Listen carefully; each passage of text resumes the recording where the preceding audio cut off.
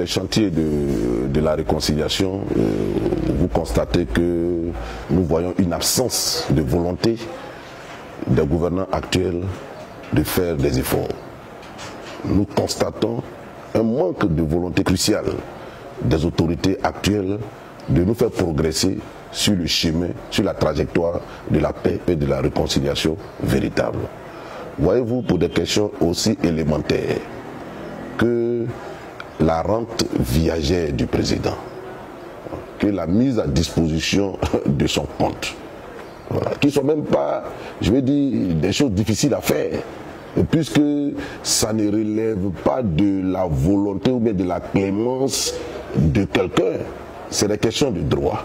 En Côte d'Ivoire, il y a ce qu'on appelle le statut d'ancien président de la République.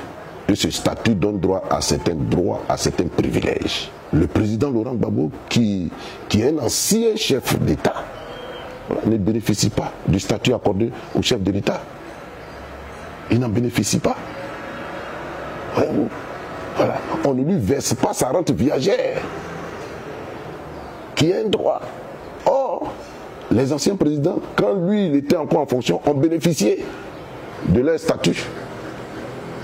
Les anciens présidents de la République, les anciens présidents d'institutions ont bénéficié de leur rente viagère, de leur traitement dû à leur statut, qui ne dépend pas de la volonté du président Laurent Gbagbo.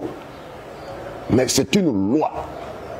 Elle est constitutionnelle et quel que soit le régime qui est là, il doit se soumettre. C'est ça qu'on appelle l'état de droit. C'est ça qu'on appelle l'état de droit. Tous les citoyens sont soumis à l'autorité de la loi, fût-il président de la République. Donc, au-delà de ça, même son propre compte, il est gelé.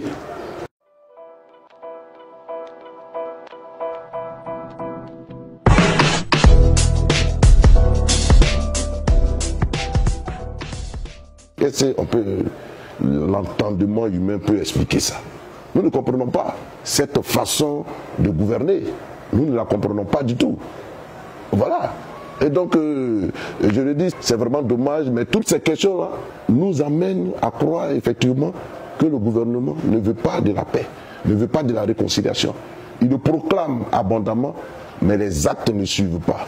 Or, ce sont les actes qui crédibilisent la parole. Voilà. Si vous parlez et vous faites le juste contraire de ce que vous dites, vous n'êtes pas un homme crédible, vous n'êtes pas un homme sérieux. Donc, nous doutons de leur volonté d'aller à la paix et à la réconciliation. Sinon, ce sont des choses élémentaires. Il y a aussi la question des prisonniers politiques, civils et militaires, qui continuent de croupir en prison, mais pour rien du tout.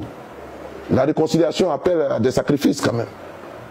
Appelle au pardon, appelle à la clémence. Ils en ont bénéficié par le passé. Et pourquoi maintenant ils ne le font pas pour les autres? Qu'est-ce qui matérialise ou bien crédibilise leur discours de la paix et de la réconciliation? Rien du tout. Je vais terminer sur la question des exilés.